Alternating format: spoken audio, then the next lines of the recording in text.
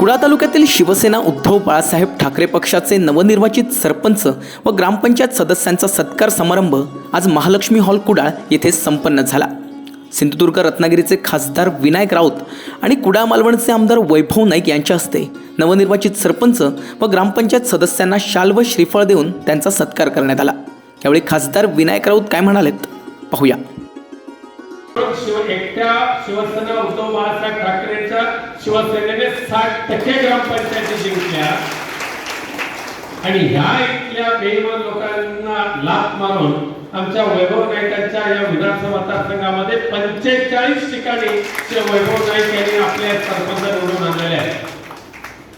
काही ठिकाणी विचारलं पाहिलं नाही, एक मत, काही 7 मत, काही 10 मत, मेहनत खूप केली आपल्या कार्यकर्त्यांनी।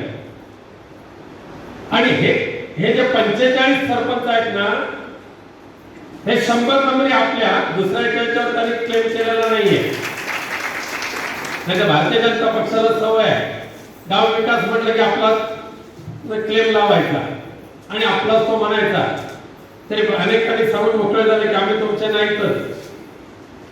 आणि ज्या वेळेला उपसरपंचाची निवडणूक होईल ना, त्यावेळेला वैभव नाईकांच्या मतदारसंघामध्ये 135 उपसरपंच बसलेले असतील आपल्या एकट्या शिवसेना उद्धव साहेबांच्या पक्षाचे।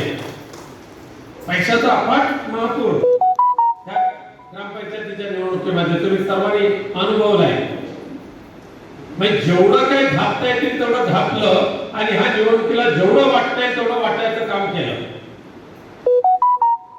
ग्रामपंचायती ग्रामीण विकासाची पहिली पायरी आहे आणि सर्वोच्च पायरी म्हणजे लोकसभा।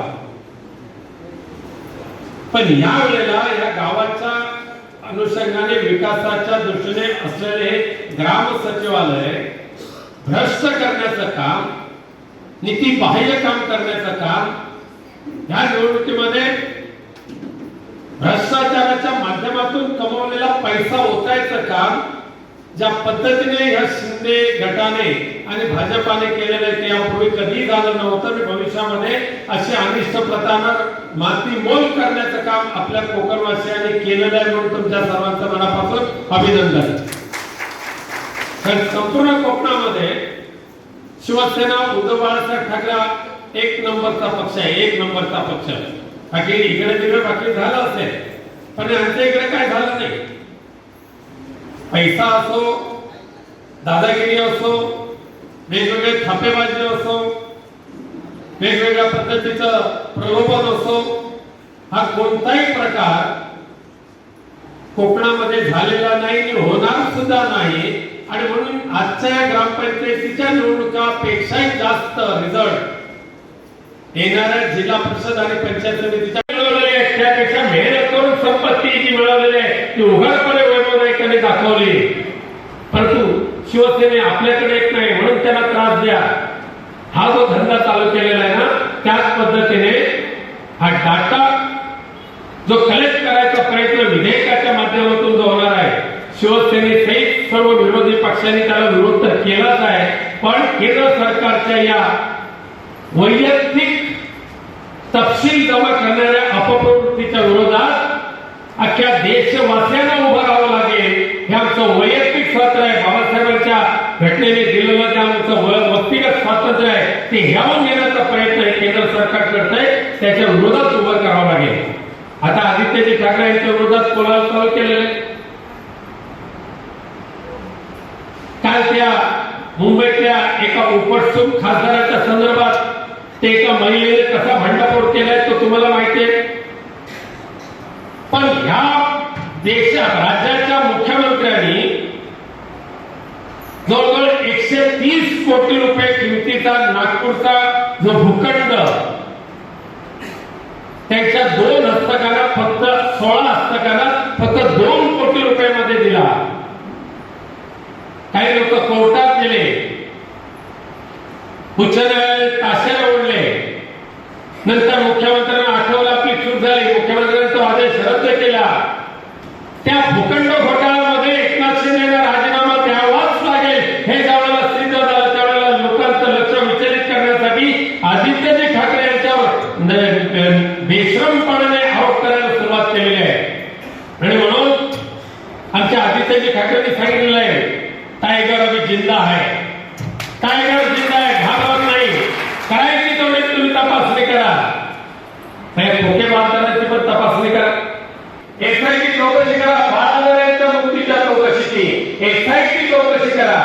नारायण राणेच्या सख्या चुलत भाऊ अंकुश राणे भर संध्याकाळी डोक्यामध्ये दांडा घालून त्याचं डोकं फोडलं, गाडी घालून कासरण्याच्या त्या जंगलामध्ये नेऊन जाळलं.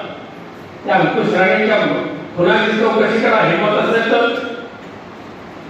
म्हणून आम्ही सुद्धा या संपूर्ण प्रकरणाची एसआयटी चौकशी सिंधुदुर्ग जिल्ह्यामध्ये जे खून झालेले आहेत त्या सगळ्या खुनांची एसआयटी चौकशी पुनश्च करा ही मागणी घेऊन आम्ही राज्यपालांना भेटणार, मुख्यमंत्र्यांना भेटणार. त्यामुळे पापाचे हे पाप म्हणजे वाटेकरी त्यांनी आदित्यजी ठाकरेंना टार्गेट करून, उद्धवजी ठाकरेंना टार्गेट करून जर कुठे त्यांना अडचणीत आणण्याचा प्रयत्न करत असाल, आम्ही स्वच्छ आहोत, आम्ही विश्वास आहोत.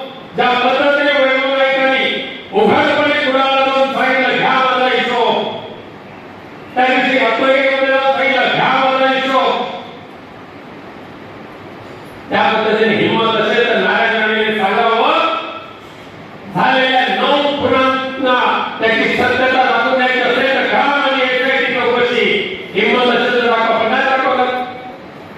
वेळात घुसणार हा माणूस, त्याच्यावर अपेक्षा नाही, पण ठीक आहे जेवढे जातील तेवढे जायचं, दिवस जातील, लोकसभेमध्ये यायची हिंमत करत नाही, तो वाटायचं काय, खातं नेमकं कोणते ही माहिती नाही.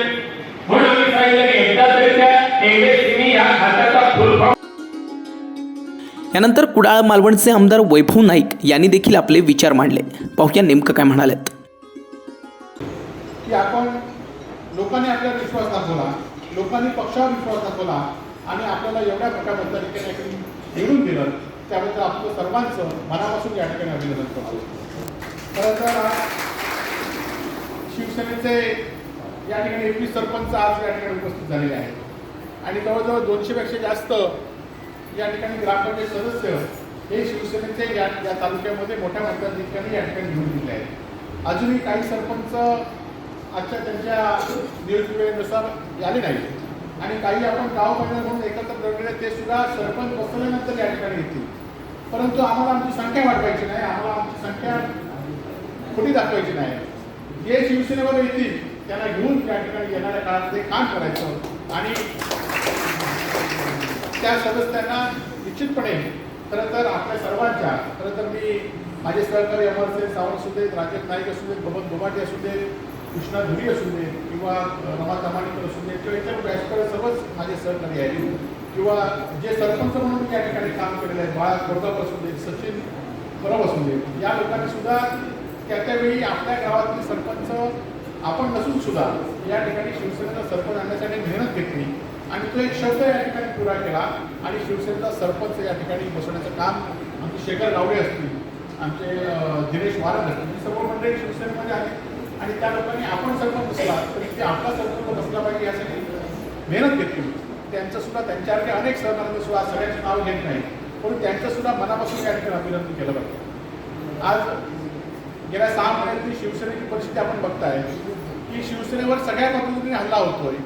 आज शिवसेनेचे मुख्यमंत्री गेल्यानंतर सुद्धा शिवसेनेचे पक्षप्रमुख उद्धवजी ठाकरे, आदित्य ठाकरे यांच्यावर दर दिवशी वेगवेगळे आरोप केले जातात आणि जे आपल्या बरोबर नाही अशांना केंद्रापासून राज्यापर्यंत वेगवेगळ्या चौकशी या ठिकाणी लावतात. आज माझ्यावर सुद्धा चौकशी लावलेली आहे, परंतु ह्या चौकशीला आपण भीक न घालता खरं तर ज्या लोकांनी आपल्याला प्रामाणिकपणे निवडून दिलं त्या लोकांची आपण प्रामाणिकपणे राहिला पाहिजे भूमिका घेऊन आम्ही या ठिकाणी काम करत आहे. आणि म्हणूनच आज एवढ्या लोकांचा विश्वास, आज अडचणीच्या वेळी सुद्धा एवढ्या लोकांचा विश्वास आज आमच्यावर दाखवला आहे. खरं तर सतीश सावंत यांनी सांगितल्याप्रमाणे आम्ही आमच्या कामावर या ठिकाणी मतदान मागितलं, पण काही लोकांनी ग्रामपंचायत निवडणुकीमध्ये सुद्धा मोदींच्या नावावर मतदान या ठिकाणी मागितलं. मोदींचे फोटो लावून या ठिकाणी निवडणुकीच्या सामोरे काही लोक गेलेली आहेत आणि निश्चितपणे आज त्यांना मोदींशिवाय आपण निवडणूक जिंकत नाही हे त्यांना मात्र कळून चुकलं नाही. खरं तर आज ग्रामपंचायत सदस्यामध्ये काही सरपंचाला आम्ही या ठिकाणी उमेदवार म्हणून या ठिकाणी जाहीर केलं, काही आमच्या कार्यकर्त्यांवर सुद्धा अन्याय झाला. खरं तर तो अन्याय करताना आमच्या काही चुका झाल्या असतील तर त्या कार्यकर्त्यांनी सुद्धा पुन्हा आमच्या शिवसेनेच्या यानंतर माजी जिल्हा बँक अध्यक्ष सतीश सावंत यांनी देखील उपस्थितांना मार्गदर्शन केलं. पाहूया काय म्हणालेत. शिवकडे तक्रार देतात 39 खाली आणि अधिकार कर्तव्य जबाबदारीमध्ये यांनी जबाबदारी झटकलेली आहे, ह्याला निलंबन करा. आणि मग इथून शिव कमिशनरकडे आवाज पाठवतो आणि मग कमिशनर तुम्हाला त्या ठिकाणी निलंबन तुमचं त्या ठिकाणी करतो आहे. हा सत्तेचा दुरुपयोग चाललेला आहे. आता ही कोणती कलमं जी आहे ही सदस्यांनी त्या ठिकाणी आपण जाणून घेतली पाहिजे. ग्रामसभा लावणे, नियमित ग्रामसभा लावणे सरपंचाचं जबाबदारी आहे. ती जर ग्रामसभा सरपंचाने लावली नाही तर तो त्या ठिकाणी डिस्क्वालिफाईड होऊ शकतो. त्यानंतर सरपंचाने एखादी तक्रार आली असेल आणि त्या तक्रारीची त्याचं उत्तर देणं, त्याची चौकशी करणं, ह्या ज्या काही गोष्टी ज्या आहेत किंवा जिल्हा परिषदेचा पत्रव्यवहार आला आणि त्याला जर आपण उत्तरं दिली नाही तरी तुम्ही त्या ठिकाणी अधिकार कर्तव्यापासून केला म्हणून तुमच्यावरती 39ची कारवाई त्या ठिकाणी होऊ शकते. एखाद्या ठिकाणी तुम्ही काय बा आपले कार्यकर्ते सांगतात तुम्ही द्यावं, संमती नसेल तर काय तुम्ही 23 नंबर रस्त्याचा द्या, पण त्या वेळेला संमती नसेल आणि सरपंचाने जर त्या ठिकाणी 23 नंबरची नोंद करून दिली तर आज त्या ठिकाणी तो राजकीय म्हणजे अगदी कायद्याने अगदी तो व्हायलाच पाहिजे असं नाही आहे, पण आज सत्तेचा दुरुपयोग करून 39 खाली चुकीचा त्या ठिकाणी 23 नंबर दिला म्हणून सुद्धा त्या ठिकाणी सरपंच डिस्क्वालिफिकेशन त्याचं निलंबन त्या ठिकाणी होऊ शकतं. आणि म्हणून ही जी काही 39 प्रमाणे अधिकार कर्तव्य जबाबदाऱ्या आहेत हे वाचण्यापेक्षा काय काय जे आहे ते समजून घेतलं पाहिजे. काही वेळा तुमचा ग्रामपंचायतीची घरपट्टी, पाणीपट्टी तुम्हाला मी जिल्हा परिषदेकडनं जी कामं मिळतात त्याचं काही कमिशन 2%, 5% तुम्हाला कमिशन ग्रामपंचायत फंडामध्ये जमा होते आणि ह्यामधनं जर तुम्ही वैयक्तिक लाभ घेतला तर तुम्ही त्या ठिकाणी डिस्क्वालिफिकेशन होऊ शकतो. जे काही निलंबन झालेल्या सरपंचाची म्हणजे त्याच्यामध्ये अपील सुद्धा तुम्ही करू शकत नाही. बाकी यामध्ये तुम्ही अपील करू शकता, पण ग्रामपंचायत फंडामधनं जर तुम्ही 5 रुपये जरी घेतले तरी तुमचं त्या ठिकाणी सरपंच पद, सदस्यपद तुमचं जाऊ शकतं. 1997 मध्ये कणकवली तालुक्यामध्ये 8 सदस्य त्यावेळी शिवसेनेचे निवडून आलेले होते आणि आमची महिला एक सरपंच त्या ठिकाणी एक 8वी 10वी झालेली सरपंच बसलेली होती आणि तिथल्या सरपंच मातोकर 20-25 वर्षाचा सरपंच होता आणि त्याने प्रतिज्ञा केली होती मी 3 महिन्यामध्ये या सरपंचाला पदावरून काढला. आता आम्हाला सुद्धा त्यावेळी काही नॉलेज नव्हतं आणि एक दिवस ते मासे रिक्षातनं फिरायची त्यांना सवय, ते त्या ग्रामपंचायतीत गेले आणि म्हणाले बाई तुम्ही नाराज कशाला दिसताय? तर त्या सरपंच मॅडम म्हणाले की माझे घरवाले आजारी आहेत, डॉक्टरसाठी पैसे नाही आहेत. मग त्यांनी दम दिला की ग्रामसेवक तुला समजत नाही, सरपंचांचे घरवाले आजारी आहेत, इथली साफसफाई दाखवा आणि 2000 रुपये.